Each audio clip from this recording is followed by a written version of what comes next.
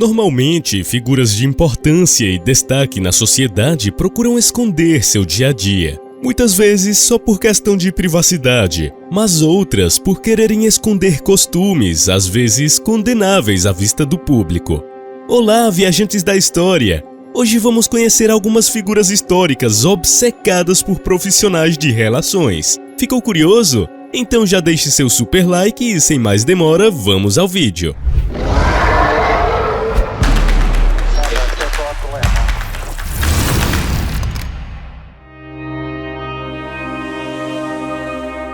Henri de Toulouse-Lautrec.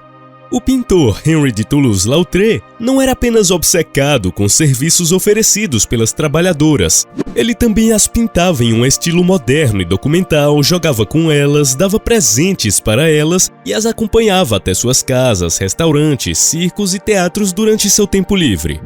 Ele chegou a viver em alguns salões em sua vida, se considerando um aristocrata isolado de sua classe devido a uma condição genética que o deixou com pernas de criança. Seu colega de profissão, o pintor Edouard Vuillard, disse que Toulouse-Lautrec finalmente tinha encontrado uma afinidade entre sua própria condição e a penúria moral que as trabalhadoras sofriam. De certa forma, afastado de sua classe e visto como estranho pela sociedade convencional, Toulouse-Lautrec encontrou uma nova família com as mulheres, passando a maior parte de seu tempo rodeado por elas, seja como amigo ou como amante. Seu estilo de vida acabou sendo sua ruína. Ele morreu aos 36 anos de idade, devido a complicações pelo excesso de bebida e sífilis que contraiu de uma de suas amantes. Grigori Rasputin.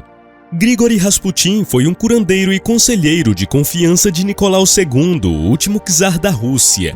Casado e com filhos, Rasputin entrou para uma religião curiosa e conveniente, que propagava a ideia de que as pessoas deveriam fazer aquilo que mais as deixava felizes.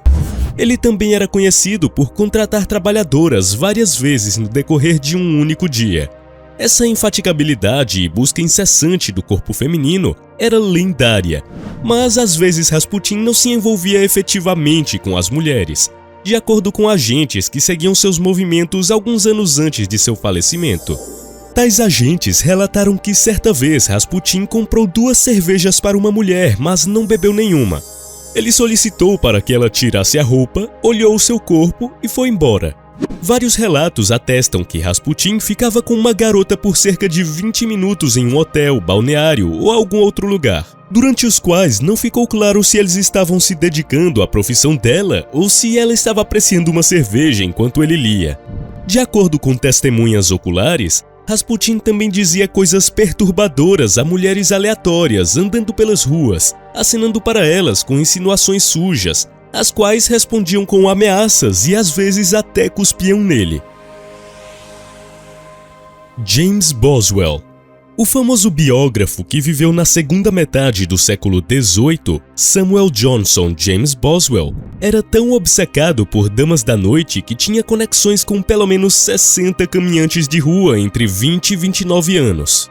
Era tão viciado que continuou estas ligações apesar de ter contraído gonorreia por pelo menos 19 vezes em sua vida, inclusive após sua primeira vez. Em seu diário, Boswell fazia promessas a si mesmo para parar, mas elas não duravam. Ele carregava um preservativo primitivo feito de intestino de ovelha, que ele chamava de sua máquina ou armadura, para que ele estivesse sempre preparado. O diário de Boswell é repleto de relatos de seus encontros. Ele era quase incontrolável e se destacava no seu tempo. Seu apetite era incomum e seus amigos chegavam a brincar com suas frequentes infecções. Rainha Nzinga. Ana de Souza, como também é conhecida, nasceu em Angola no ano de 1583 e teve uma vida peculiar. Quando seu pai morreu em 1618, os portugueses estavam a caminho da África para sequestrar africanos e os vender como escravos. Na época, o irmão de Ana se prontificou a fazer o que fosse preciso para acabar com a invasão, mas ele acabou cedendo à pressão dos portugueses e se rendeu. À medida que os portugueses enviavam mais e mais africanos ao Brasil, a tribo Mbundu resolveu pedir ajuda a Nzinga, que assumiu o controle no lugar do irmão já morto. Durante 40 anos, Nzinga ajudou seu povo a lutar contra os invasores portugueses que, na ocasião, representavam um dos maiores poderes de todo o mundo. Nzinga nunca namorou ou se casou, mas isso também foi resolvido por ela de uma forma curiosa. Basicamente, a líder da tribo fez um harém gigantesco para si mesma. À sua disposição, ela tinha vários homens que eram seus submissos, e ela fazia com que eles todos se vestissem com roupas de mulheres. Relatam que, para escolher com qual homem teria relações todas as noites, Nzinga convocava sempre 2, que deveriam decidir em um duelo com quem ela ficaria na ocasião. O duelo só acaba quando um dos 2 perdia sua vida. Quem vencesse o duelo passaria a noite com Nzinga e, logo de manhã, também perderia sua vida. Marquês de Sade. O escritor e filósofo Marquês de Sade, nascido em 1740, teve uma obsessão cruel e sádica com trabalhadoras durante seus 20 e 30 anos, o que acabou por colocá-lo na cadeia durante a maior parte do resto de sua vida. Aos 23 anos, ele contratou uma moça, apenas para ver como ela reagiria quando ele subisse em cima de uma estátua de marfim de Jesus Cristo.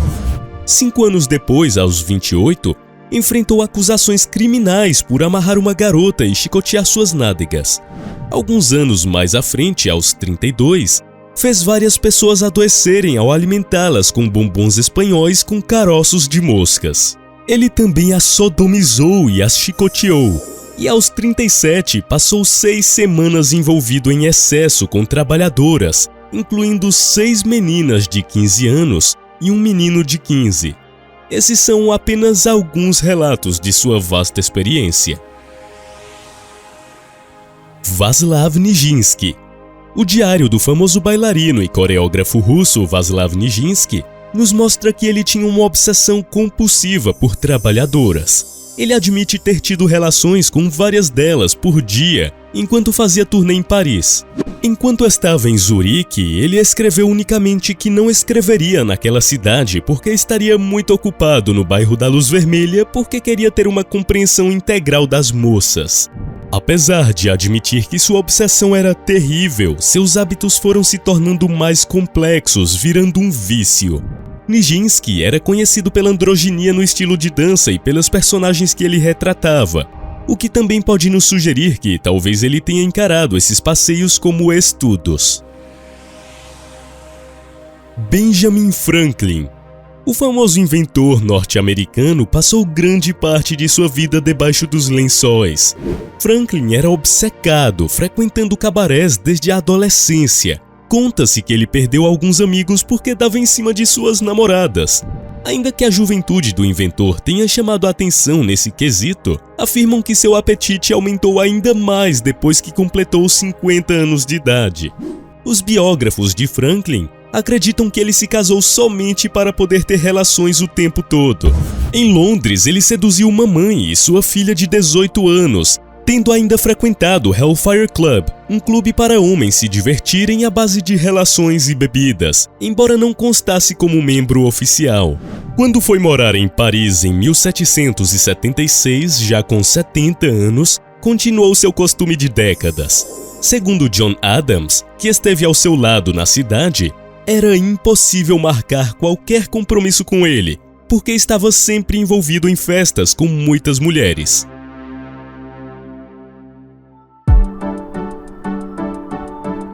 E você, já tinha ouvido falar dessas figuras e seus costumes pra lá de liberais? Deixe o seu comentário nos contando o que achou.